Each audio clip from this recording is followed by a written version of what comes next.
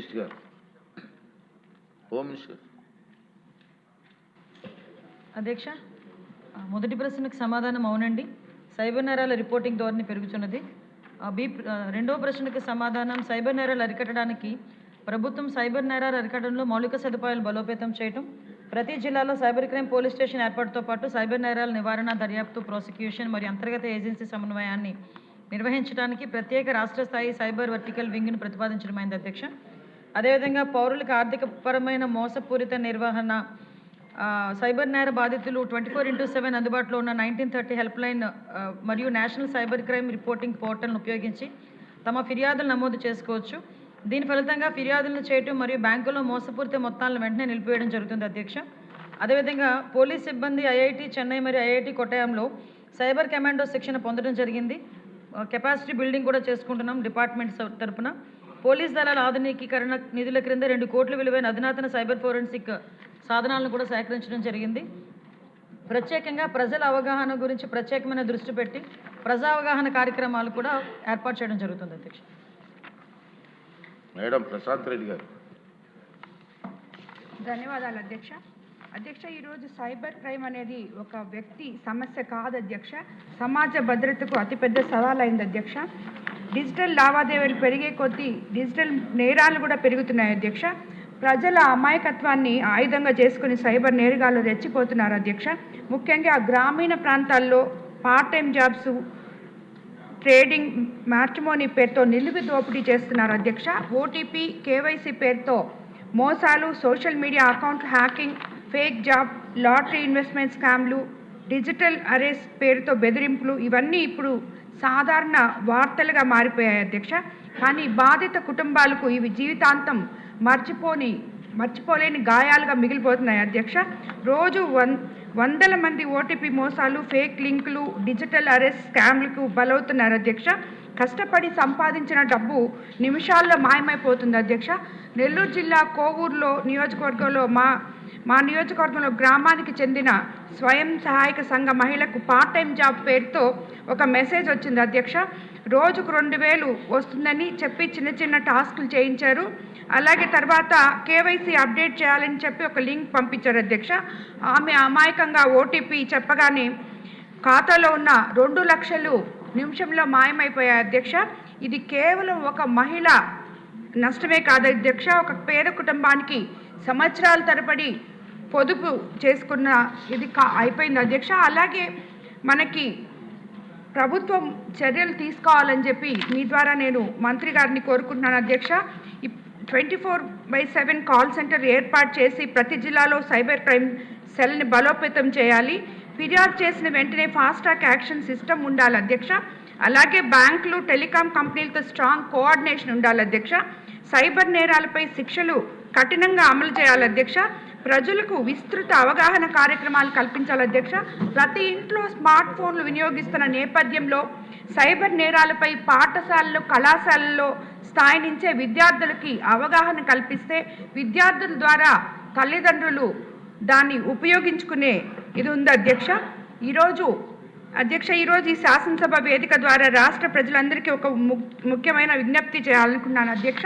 Cyber crime ఎప్పుడు నగరాలకే పరిమితం కాదు, గ్రామాలకి, పట్టణాలకు ఉన్న తేడా లేకుండా ప్రతి కుటుంబాన్ని ప్రభావితం చేస్తున్న ఈ నిమిషంలో ప్రతి ఒక్కరు కూడా నేరం జరగగానే వెంటనే వాళ్ళకి పోలీస్కి కంప్లైంట్ చేయాలని, అలాగే ప్రతి దగ్గర కూడా ఈ అవగాహన సదస్సులు ప్రజల లోపలికి తీసుకెళ్లాలని మీ ద్వారా మంత్రి గారిని కోరుకుంటున్నాను అధ్యక్ష. ధన్యవాదాలు అధ్యక్ష.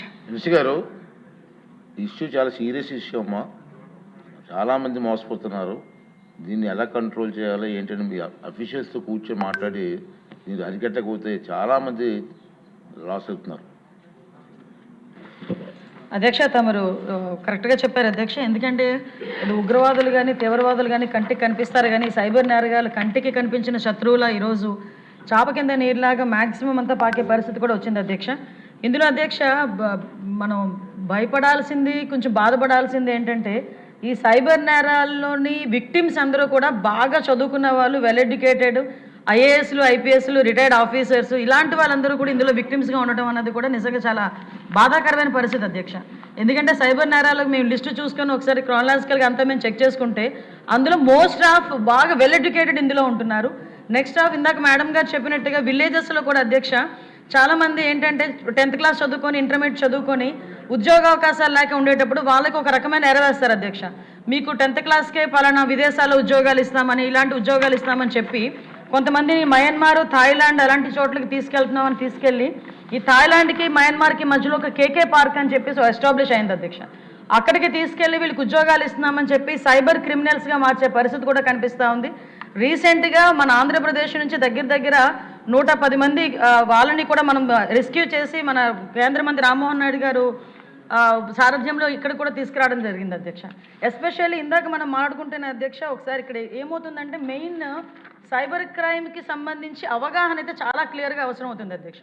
ఈ అవగాహన కార్యక్రమాలు ఏర్పాటు చేయడానికి ప్రత్యేకంగా సైబర్ పోలీస్ డిపార్ట్మెంట్ వాళ్ళు ముఖ్యంగా మన కూటమి ప్రభుత్వం వచ్చిన తర్వాత దగ్గర 1596 అవేర్నెస్ ప్రోగ్రామ్స్ క్రియేట్ చేశాం అధ్యక్ష.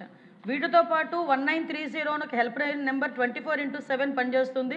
ఎక్కడైనా ఎటువంటి సైబర్ నేరాలు జరిగాయి అన్న ఇన్ఫర్మేషన్ వచ్చిన వెంటనే 1930 నెంబర్కి కనుక కాల్ చేస్తే ఇమీడియట్గా వాళ్ళు రెస్పాండ్ అయితే కనుక కొంతమేరకు మనం డ్యామేజ్ని కొంతమేరకు మనం ఆ ధనాన్ని కూడా రికవరీ చేసుకునే పరిస్థితి ఉంటుంది.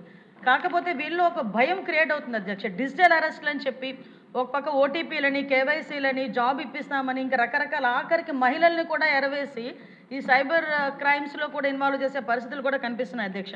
అంటే ఇంచుమించుగా అధ్యక్ష మనం చూసుకుంటే ఈ డిజిటల్ అరెస్ట్ అని చెప్పి చాలా పెద్ద వ్యక్తుల్ని కూడా ఒక రూమ్కే బందీ చేసేసి వాళ్ళ ఆ భయానికే సగానికి సగం చాలామంది డబ్బులు ఇచ్చే పరిస్థితి వస్తుంది అధ్యక్ష. ఇంకొక పరంగా ఎందుకంటే మీరు అడిగారు ఇది చెప్పాల్సిన బాధ్యత ఉంది కాబట్టి ఒక నిమిషం ఎక్స్ట్రా అయినా తీసుకుని చెప్పాలని అనుకున్నా అధ్యక్ష. చాలామంది ఏం చేస్తుంటారంటే బిజినెస్ టిప్స్ ఇస్తామని చెప్పి దానికి కూడా డబ్బులు విపరీతంగా కట్టించుకొని తిరిగి ఇవ్వలేని పరిస్థితులు కూడా ఉన్నాయి అధ్యక్ష. ఇది మీరు అన్నట్టుగా చాలా పెద్ద సబ్జెక్టు. దీని మీద అవగాహన అనేది కంపల్సరీగా ప్రతి ఒక్కరికి కావాలి.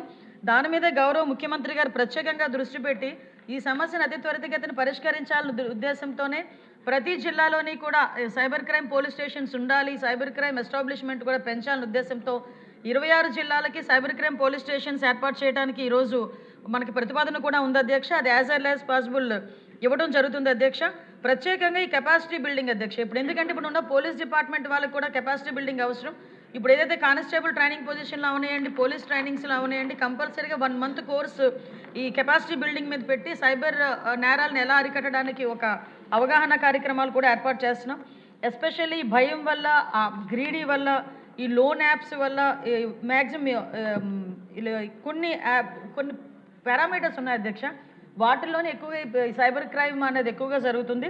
కంపల్సరీగా ఈ ఎన్డీఏ ప్రభుత్వం మనకి కంపల్సరీగా ఈ సైబర్ నేరాలు అరికట్టడంలో ఒక పక్కా ప్రణాళికతో ముందుకెళ్తున్నాం అధ్యక్ష. ఇప్పటికి మనం 2025లో అక్టోబర్ నెలని సైబర్ క్రైమ్ అవగాహన మంత్ కింద కూడా మనం ఏర్పాటు చేసి ప్రత్యేకంగా 1 మంత్ కూడా కార్యక్రమాలు ఏర్పాటు చేసుకున్నాం అధ్యక్ష. ఇవే కాకుండా అధ్యక్ష ప్రత్యేకంగా ఈ సైబర్ నేరాలని అదేవిధంగా సోషల్ మీడియాని కొంతమేరకు మనం రిస్ట్రిక్ట్ చేయడానికి ఈ మధ్యన ఒక జీవోఎం కూడా ఏర్పాటు చేసుకోవడం జరిగింది. మన నారా లోకేష్ గారు, మన మంత్రివారి నారా లోకేష్ గారి ఆధ్వర్యంలో మన పార్థసారథి గారు, సత్యకుమార్ యాదవ్ గారు, అదేవిధంగా మనోహర్ గారు, నేను కలిపి ఒక మన మీటింగ్ కూడా ఏర్పాటు చేసుకోవడం జరిగింది అధ్యక్ష. ఆల్రెడీ 2 మీటింగ్లు అయినాయి. ఆ 2 మీటింగ్స్ అయిన తర్వాత కంక్లూషన్కి వచ్చి as early as possible cyber crime నేరాల మీద అరికట్టడంలో గవర్నమెంట్ ఇప్పుడు చిత్తశుద్ధితో ఉంది. ప్రజలందరూ కూడా అవగాహన కల్పించుకోవాలి. ముఖ్యంగా ప్రజాప్రతినిధులు కూడా ప్రజలకు అవగాహన కల్పించడంలో సహాయ సహకారాలు అందించాలని మనస్ఫూర్తిగా కోరుకుంటున్నాను అధ్యక్ష. Thank you.